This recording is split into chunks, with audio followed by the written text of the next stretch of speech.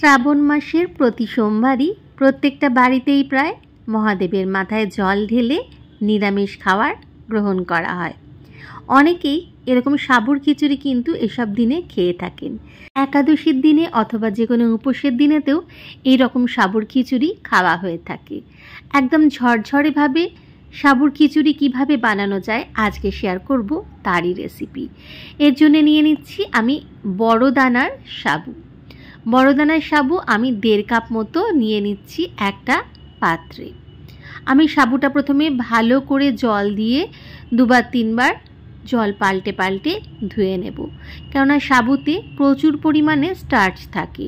2-3 বার ধুয়ে নিলে এই স্টার্চটা কিন্তু বেরিয়ে যাবে।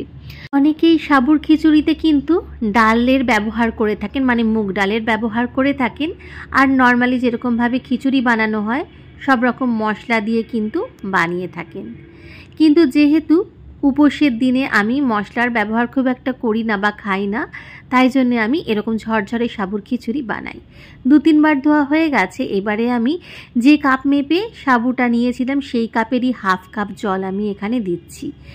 দেখুন সাবুটা কিন্তু অল্প একটু ভিজে আছে, অল্প একটু জল কিন্তু আমি রেখে দিয়েছি, পুরোটা দিইওনি। মানে 1/2 কাপের একটু কম আমি ব্যবহার করেছি 1.5 কাপ সাবুর জন্য। এইবারে ঢাকা দিয়ে রেখে দিয়েছি আমি 1-1.5 ঘন্টা। এরপরে 1.5 ঘন্টা পরে ঢাকাটা খুলে নিচ্ছি। দেখুন জলটা পুরোটা টেনে নিয়েছে বা সোক করে নিয়েছে, আর সাবুটাও একদম সুন্দর নরম হয়ে গেছে, অথচ ভেঙে যায়নি। এবার চলে যাব মূল রান্নার দিকে। প্রথমেই কিছুটা বাদাম আমি শুকনো খোলায় এইভাবে ভেজে নেব। তারপর একটু ঠান্ডা করে নিয়ে বাদামের খোসাটা ছাড়িয়ে দিয়ে, মানে যতটা ছাড়ানো যায় ততটা ছাড়িয়ে নিয়ে আমি মিক্সিং জারে নিয়ে এই বাদামের একটা গুঁড়ো করে নেব বা মিহি পেস্ট করে নেব। ভালো করে বাদামটা আমি গুঁড়ো করে নিয়েছি। এইবার চলে যাব একেবারে মূল রান্নাতে। সব কিছু রেডি আমার হয়ে গেছে। প্রথমেই কড়াইতে আমি কিছুটা সাদা তেল দিয়ে দিচ্ছি। এরপরে দিয়ে দিচ্ছি আরও কিছুটা বাদাম। বাদামটা প্রথমে একটু ভেজে তুলে রেখে দেব। এই সাবুর খিচুড়িতে কিন্তু অনেক রকম সবজিরই ব্যবহার করতে পারেন, তবে আমি আজকে শুধুমাত্র আলু দিয়েই সাবুর খিচুড়িটা বানাচ্ছি। বাদামটা সুন্দর ভাজা হয়ে গেছে, বাদামটা তুলে আমি রেখে দিচ্ছি। এই যে এরপরে ওই তেলের মধ্যেই আমি দিয়ে দিচ্ছি গোটা সাদা জিরে ফোড়ন, আর ছোটো করে আলু কেটে নিয়েছিলাম সেইটা দিয়ে দিচ্ছি। আলুটা একটুখানি নুন দিয়ে আমি ঢাকা দিয়ে দেব সেদ্ধ হওয়ার জন্য, গ্যাসের ফ্লেমটা লোতে করে। এখানে আমি সৈন্ধব লবণের ব্যবহার করেছি, যেহেতু আমি এটা উপোসের দিনের জন্য বানাচ্ছি। ভালো করে আলুতে নুনটা নেড়ে চেড়ে নিয়ে আমি গ্যাসের ফ্লেমটা একদম লোতে করে ঢাকা দিয়ে দিলাম আলুটা প্রপার সেদ্ধ হওয়ার জন্য। 7-8 মিনিটের মধ্যেই আলুটা সুন্দর সেদ্ধ হয়ে গেছে। ঢাকনাটা খুলে নিয়েছি। দেখুন আলুটা একেবারে কিন্তু সেদ্ধ হয়ে গেছে।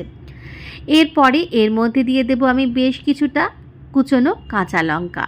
আমি এখানে কাঁচা পাকা লঙ্কার ব্যবহার করেছি। আর দিয়ে দিলাম 1.5 চামচ মতো আদা বাটা। আদাটা একটুখানি নেড়ে চেড়ে নেব। একটু কাঁচা গন্ধটা চলে গেলেই এর মধ্যে দিয়ে দেব আমি সাবুটা। সাবুটা কিন্তু একদম ঝরঝরে রাখতে হবে, নইলে কিন্তু এই সাবুর যে মজা, মানে ঝরঝরে সাবুর যে মজা সেটা কিন্তু বুঝতে পারবেন না। দেখুন সাবুটা কিন্তু একেবারে আমার ঝরঝরে আছে। এতে জলটা ঠিক মতো দিলেই কিন্তু এরকম হবে। সাবুটা দেওয়ার সাথে সাথে আমি দিয়ে দিলাম এর মধ্যে ভেজে রাখা বাদাম আর গুঁড়ো করা বাদামটা। সাথে দিলাম সৈন্ধব লবণ। প্রথমে অল্প একটু লবণের ব্যবহার করেছিলাম আলুটা সেদ্ধ হওয়ার জন্য, এখন এতটা সাবু দিলাম তাই জন্য আরও একটু সৈন্ধব লবণের ব্যবহার করেছি। এইবারই গ্যাসের ফ্লেমটা মিডিয়াম টু হাইতে করে ভালো করে নেড়ে চেড়ে নিতে হবে। সাবুর খিচুড়ি কিন্তু একেবারেই রেডি। শেষকালে একটুখানি ঘি ছড়িয়ে দিলাম, 2 চামচের মতো ঘি ছড়িয়ে দিয়ে একটু নেড়ে চেড়ে নিচ্ছি। এই পর্যায়ে যদি ধনেপাতা চান তো দিতে পারেন, তবে আজকে আমার কাছে ধনেপাতা ছিল না, আমি ধনেপাতার ব্যবহার করিনি।